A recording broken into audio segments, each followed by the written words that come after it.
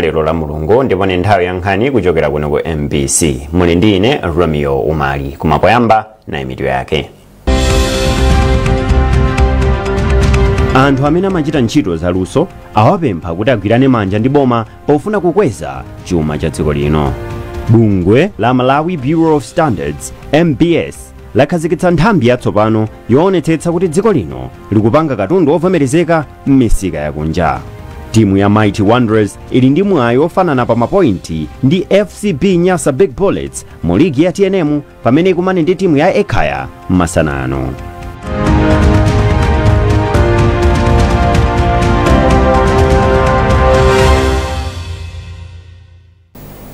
Munkhani yathu yoyamba, anthu amene amachita ntchito zaluso awapempha kuti agwirane manja ndi boma pofuna kukweza chuma cha dziko lino.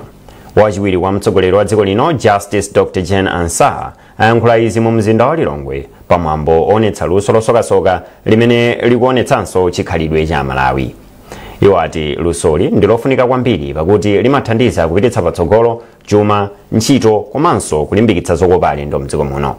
Beatrice Mwape walemba ripoti ili. Kwa nthawi yayitali mavalidwe a Malawi pa chikhalidwe akhala osokonekera chifukwa cha kuchuluka kwa zovala zomwe anthu amagula zochoka kunja.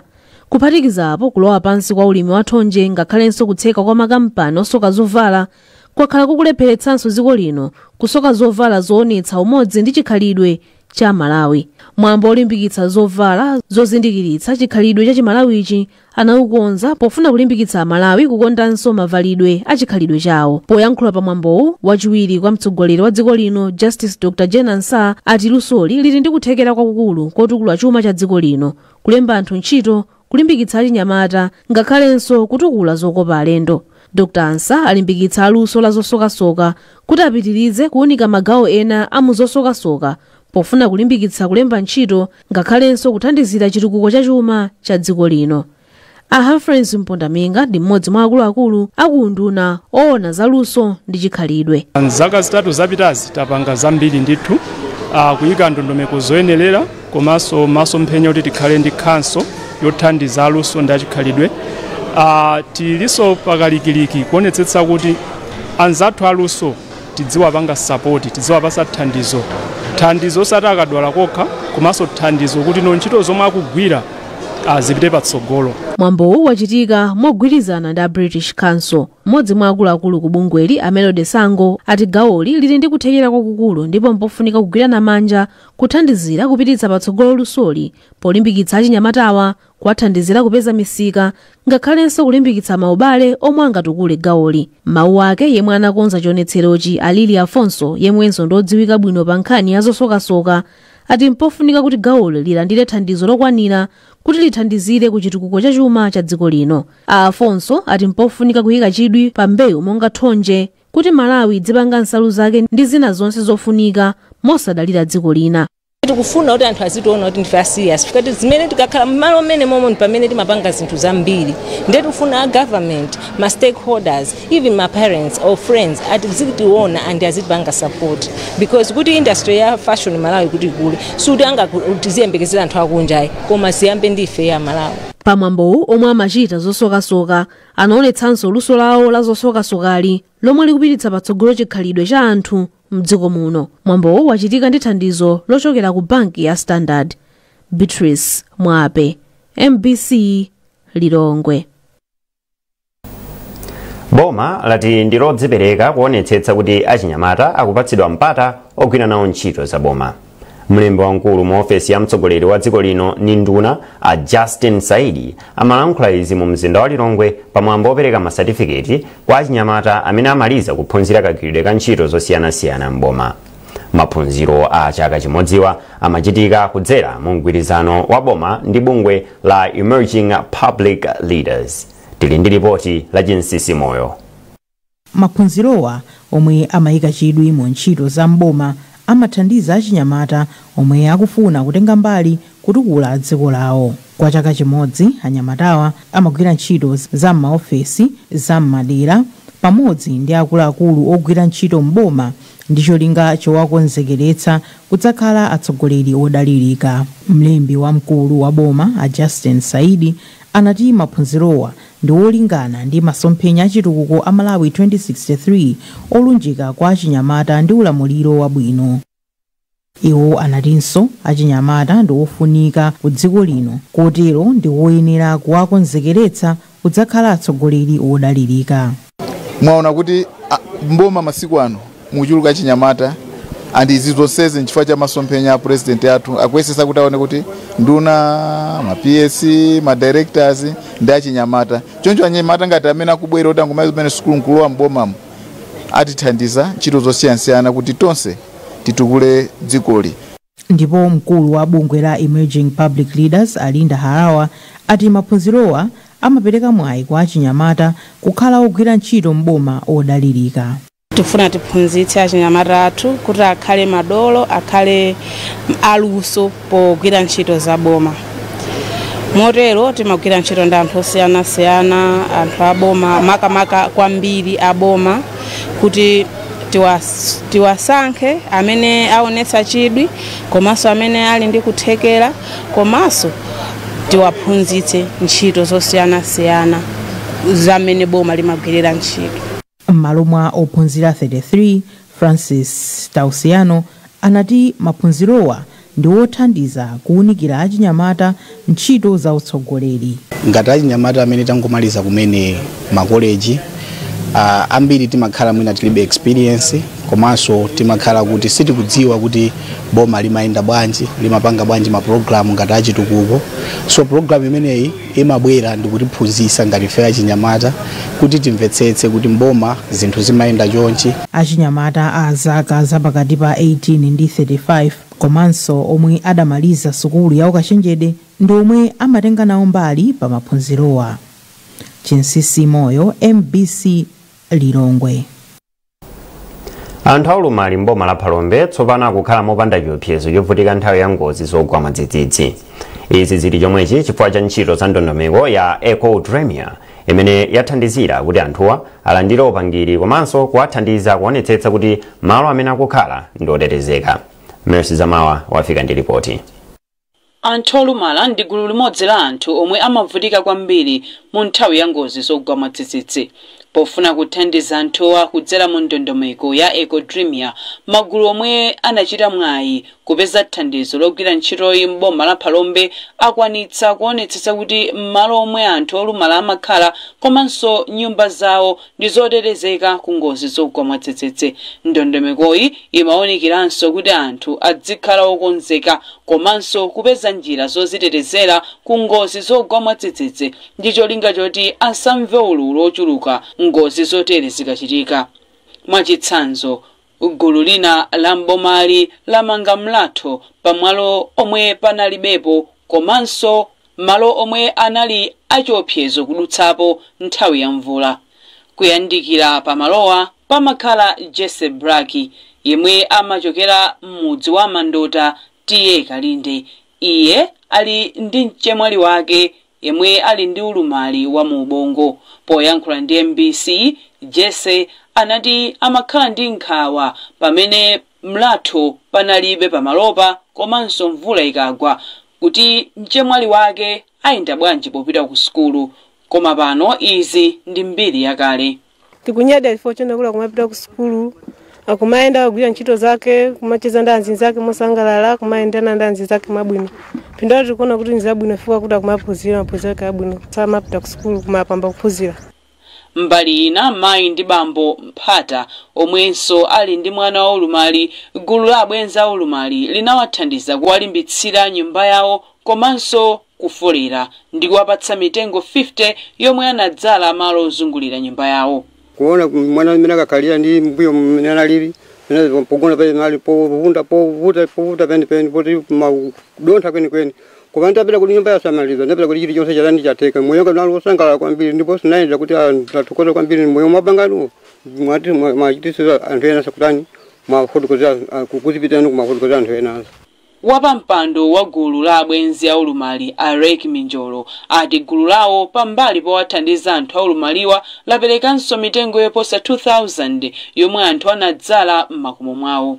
Zathandiza magawo angapo gawo loyambirira ndiye kuti lachepesa chiopsezo chimene anakakhala nacho atakhala kuti cyclone uja wabwera ndi afuna mwina aononge nyumba yawo. Nyumba inali yotetezeka choyambirira, nyumba inali yotetezeka.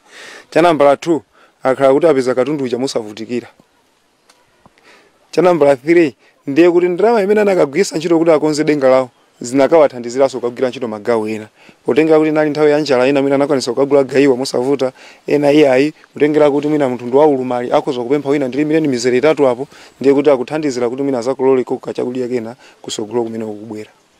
Mkulu oyang'anira ntchito za bungwe la anthu olumala la makoda mboma la Phalombe Apayas Cherewani ati ntchito za mundondomeko ya Ecodrimia zathandizira kwambiri kuteteza anthu aulumali mbomali omwe chiwerengero chawo ndi pafupifupi 15,000. Anthu ambiri mu project imeneyi apindulapo kwambiri chifukwa chokuti anthu aulumali nyumba zokwanira 95-96 zimene zakonzedwa ndithu kukonzekera nyengoyi kuti anthu zathu aulumali amene amalephera kukonza nyumba zawo kuti nyengoyi sopana khoza kudusa bwinobwino nyumba zawo zili zotetezeka. Cecilia Banda ndi mkulu ona za ntchitoyi kuchokera ku bungwe la Malawi Red Cross ndipo ati zolinga za ndondomekoyi zakwaniritsidwa. Mukuona kwathu tikuona kuti zolinga zimene zizakwaniritsidwa. Chifukwa ndondomeko zonse zimene tinazikhazikitsa zachitika komanso kuphatikiza pamene popo pali zolinga zina zimene sitinaziyembekezere kuti zichitike zimene zachitikaso. Mwachitsanzo tinalibe ndondomeko zonena kuti anthu akhoza kukhazikitsa magulu osonkha amene amati mabanki nkhonde koma anthu akwanisa kupanga magulu amene wawa chifukwa chonena kuti akuyang'ana pamawa kunena kuti kodi project ikapita zinthu zina zizipeza bwanji mwaokha. Magulu 7 amboma la Phalombe ndiwo analandira thandizo la ndalama zoti agwire ntchitoyi ndipo ntchitoyi yatheka kudzera ku bungwe la Red Cross ndi mgwirizano ndi mabungwe ena monga a Danish Red Cross komanso WFP. Mercy Zamawa, MBC, Phalombe. Komiti ya kunyumba ya malamulo yoona za malamulo yati ichita chothekera kuti ofesi yoona kalembera wa zipani idzipatsidwa ndalama zokwanira zolondolezera momwe zipani zikuchitira zimene zizithandiza pa chisankho cha mtsogolo. Wapampando wa komiti a Gilbert Khonyongwa wanena izi pamene bungwe la Chisankho Watch limatulutsa ripoti lokhudza momwe chisankho cha chaka chino chinayendera. Malinga ndi Khonyongwa iwo ndi okhutira ndi ripotili ndipo komiti yawo ichita chothekera kuti okhudzidwa ayike chidwi pa zomwe zili mu ripotilo.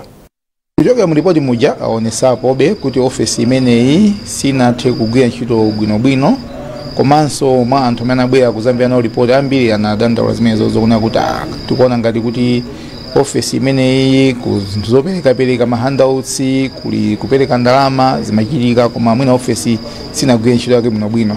Ndiye ineyo ndi mmene saonera anthu ena onse kuonera kuti nkhani yayikulu ndionera kuti chifukwa chokuti sinapasidwe zoyenereza zokwanira ngati zinthu ngati ndalama anthu ogwira ntchito kumene koko.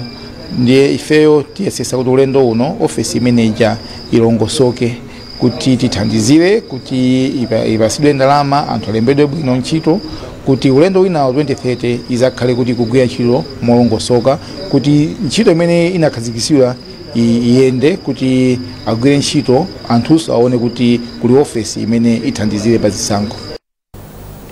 Polankhula atapereka ripotili wapampando wa bungwe la Chisankho Watch a Bishop Guilford Matonga anayamikira anthu mdziko muno posunga bata pa nthawi ya chisankho. Mukuonera nkhanizi kuchokera kuno ku MBC. Tentonenso mitu yake. Anthu amene amachita ntchito zaluso awapempha kuti agwirane manja ndi boma pofuna kukweza chuma cha dziko lino.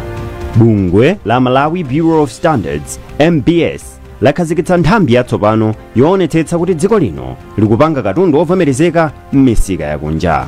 Timu ya Mighty Wanderers ili ndi mwayi ofanana pa mapointi ndi FCB Nyasa Big Bullets mu ligi ya TNM pamene ikumane ndi timu ya Ekhaya masana ano.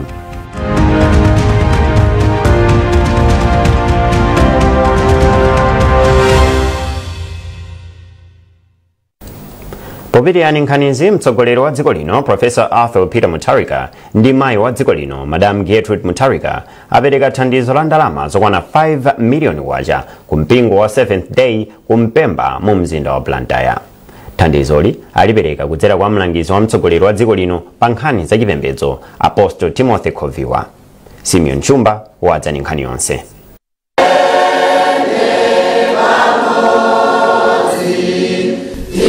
Kulankhula pamwambo opereka cheke cha ndalama zokwana 5 million kwacha, Apostle Timothy Khoviwa ati mtsogoleri wa dziko lino ndi mayi wa dziko lino amazindikira ntchito yayikulu yomwe mipingo ikugwira mdziko muno polimbikitsa ntchito za chitukuko. Choncho chifukwa chake iwo sanachedwe kuchitapo kanthu. Ndinabwera kuno ku mpingo wa Mpemba SDA kuti ndizapereke ndalama zimene apereka ndi a First Lady ndi a President a dziko lino Professor Arthur Peter Mutharika kuthandizira ntchito yogula mipando pa Mpemba SDA. Zimene zikutanthauza kudzipereka, kukonda Mulungu kumene kuli pa President athu ndi a First Lady, kunena kuti akuyamikiranso ntchito zimene zipembedzo zimagwira mdziko muno. Tonse aboma komanso zipembedzo timathandiza munthu mmodzi yemweyo amene amakhala kuthupi komanso ku uzimu. Ndifaje muzaona kuti aboma akulimbana ndi kumanga zipatala amasukulu, nawonso azipembedzo kumanganso zipatala amasukulu kuti timuthandize munthu mmodzi yemweyo. Ndiye azipembedzo amathandiza boma likakhala ndi zochitika zawo madera ngati amaphunziro achipatala ndi zina zambiri. Apa paso a President atuonetsera kuti ifeso ngati anthu tikuyenera nawonso achipembedzo akakhala ali ndi ntchito zina tiziyathandizanso, ndipo a President atitsogolera nyengo inoyo kukhala chitsanzo chabwino popereka ndalama yokwana 5 million kuti abale athu a Mpemba SDA agule mipando. Chifukwa chake ndinabwera pano kuti ndiayimirire popereka thandizo limene linachokera kwa President athu a Professor Arthur Peter Mutharika komanso a First Lady athu a Professor Gertrude Mutharika. Ndipo polandira thandizoli, mmodzi wa akuluakulu wa mpingo a Frank Maganizo athokoza mtsogoleri wa dziko lino Professor Arthur Peter Mutharika komanso mayi wa dziko lino Professor Gertrude Mutharika kamba kuchitapo kanthu mwansanga iwo atapempha. Ifetu ndiothokoza kwambiri kwa Professor Peter Mutharika komanso Professor Gertrude Mutharika chifukwa cha mphaso imene atipatsa. Sitimayembekezera kuti angatipase mofulumira choncho ayi, koma tithokoze Mulungu kuti kudzera mwa iwo atipasa mphaso imeneyi kuti tikagulire mipando. Pali ntchito yayikulu imene tikadali kukonzanso kachisi wathu, koma zonse tizisiya m'manja mwa Mulungu. Chifukwa Mulungu ndi amene amasogolera ntchito yake. Ndiye tikukhulupirira kuti chisanzo chimene atipasa Professor Mutharika ndi Professor Gertrude Mutharika ena nawonso atengapo mbali kutithandiza kuti kachisi wa Yehova amalizike. Mpingo wa Mpemba Seventh Day anautsegula mchaka cha 2007 ndipo uli ndi Khristu oposa 300. Simeon Chumba, MPC, Blantyre.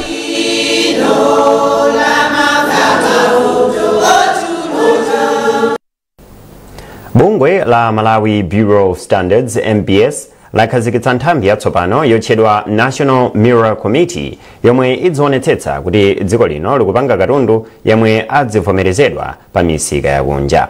Izi zikutsatira kuvomerezeka kwa dziko la Malawi kukhala membala wa komiti yolondoloza kutsatira ndondomeko za mlingo mu nthambi yoyendetsa ntchitozi pa dziko lonse ya International Organization for Standardization.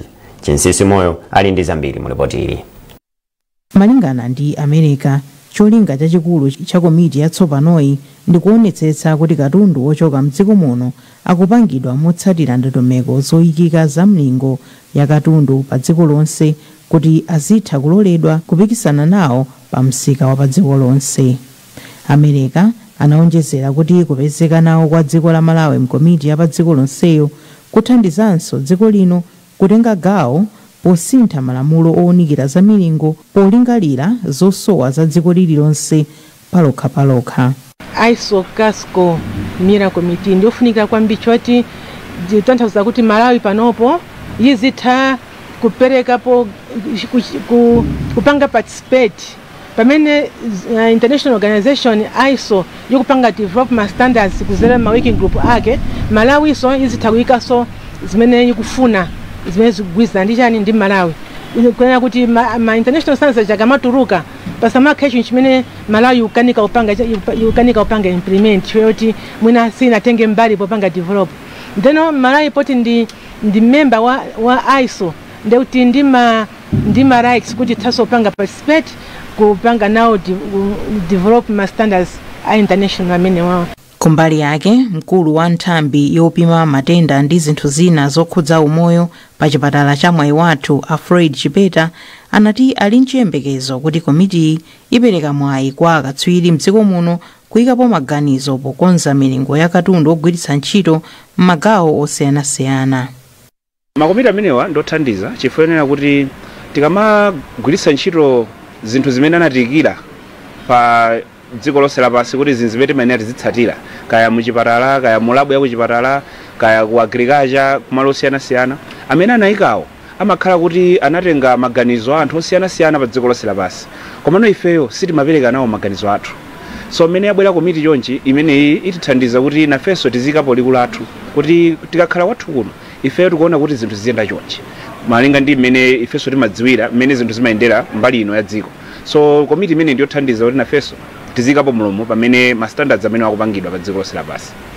Bungwe loyang'anira za milingo la MBS latsindika kuti kutsatira malamulo a za milingo ya katundu osiyanasiyana pa dziko lonse kuthandizira kukweza ntchito zopanga katundu komanso kulimbikitsa chikhulupiriro cha ogula ndi kugwiritsa ntchito katundu wa ku Malawi ndipo potero ntchito za chuma cha dziko lino zikhoza kupita patsogolo. Chinsisi Moyo, MBC Lilongwe.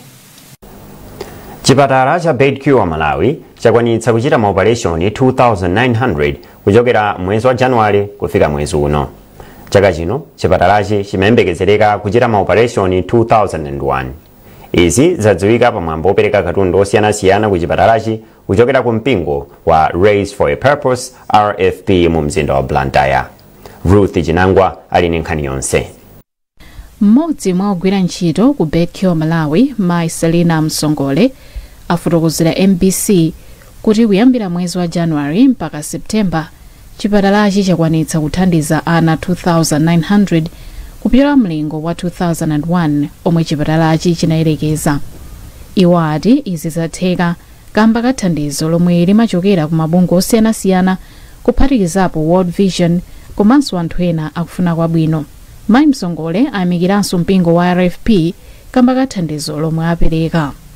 Chaka chino chayenda bwino kwambiri chifukwa chonena kuti tathandiza ana almost ma district monse komanso anzathu a World Vision anathanso kutithandiza kutinyamulira ana amene analibe transport yoti afikire kunoko. So taona ana ochokera ku Lumphi, taona ana ochokera ku Chikwawa, ku Nsanje, madera osiyanasiyana amene anabwera kuzathandizika ndi thandizo la chipatala. Komanso mbali ya uzimuso tinali ndithu pakalikiliki kuonera kuti tafikiranso anthu ambiri. Our target inangosatira pang'ono kuti tifikire komano Mulungu atithandiza kuti zonse zitheke bwinobwino. Malinga ndi Mbusa Beatrice Siba wa mpingo wa RFP, mwazina apereka katundu monga ufa, mafuta ophikira komanso shuga za ndalama yokwana 1.5 million kwacha.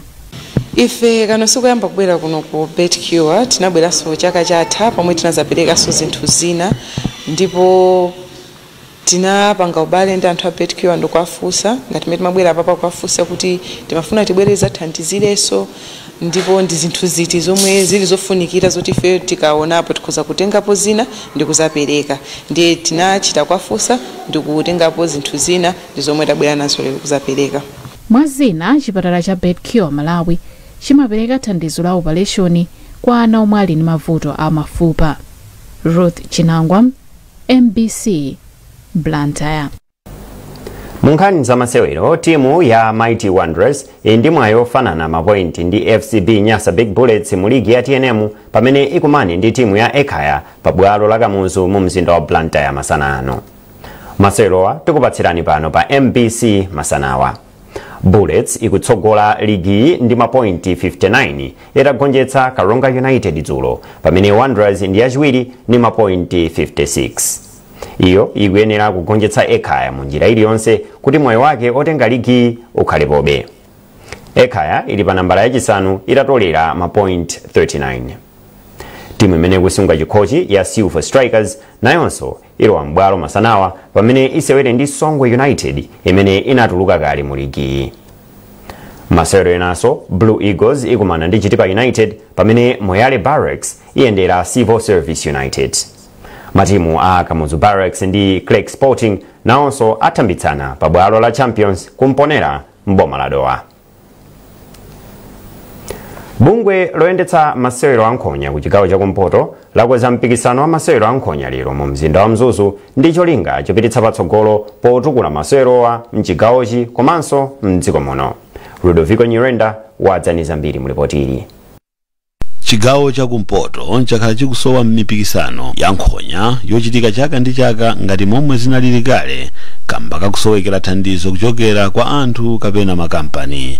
Pakadali pano bungwe loyendetsa masewero ankhonya ku chigawo chakumpoto lati ndilokondwa kuti chigawochi chalandira ndalama zokwana 4.2 miliyoni kwacha kuchokera ku bungwe loyendetsa masewero wa mdziko muno la Malawi National Council of Sports komanso 200,000 kwacha kuchokera ku Malawi Boxing News zomwe akonzere zochititsira mpikisano wa nkhonya la mulungu lino pa Linde Lounge and Grill mu mzinda wa Mzuzu. Poyankhula ndi atolankhani ku Mzuzu, mlembi wa bungwe loyendetsa masewero ankhonya ku chigawo chakumpoto Mike Ziyambo anati ndalamazi zithandiza kutukula masewerowa ku chigawo chakumpoto komanso dziko lino mogwirizana ndi zolinga za bungweli pa nkhani yotukula masewerowa.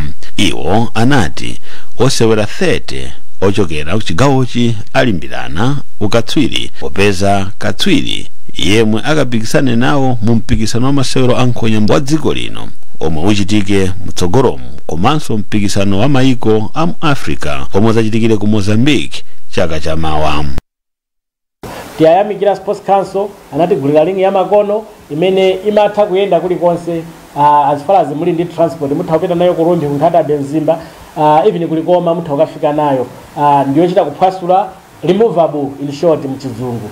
Mmodzi mwa ogwira ntchito ku bungwe loyendetsa masewero mdziko muno la Malawi National Council of Sports a Johannes Mafreka anati bungweli ndilodzipereka kutukula masewero ankhonya mdziko muno. Event iyi ikhala yofunikira kwambiri chifukwa ithandiza osewera achichepere kukhala nawo danga lofuna kumapanga participate masewera osiyanasiyana komanso kumaonetsa luso lawo limene ali nalo. Akatswiri pa mpikisano azalandira mendulo komanso ndalama. Malingana ndi bungwe loyendetsa masewerowa ku chigawo chakumpoto zonse zokonzekera mpikisano zikuyenda bwino.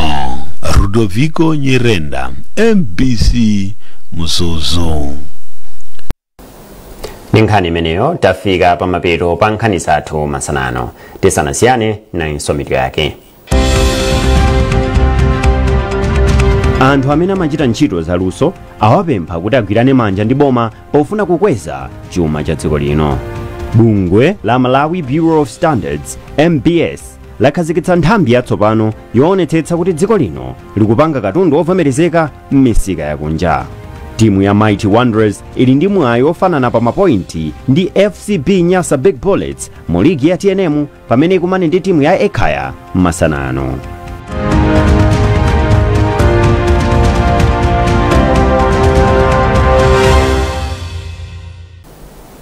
Pezani nkhanizi ndi zina zambiri popita pa mbc.mw kapena MBC Digital pa Facebook, Instagram komanso X.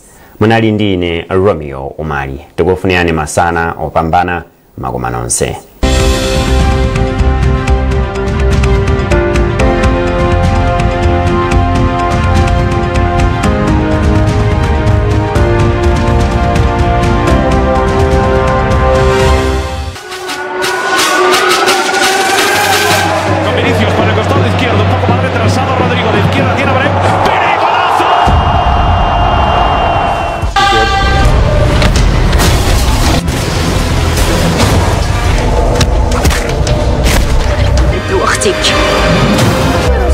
What's your name?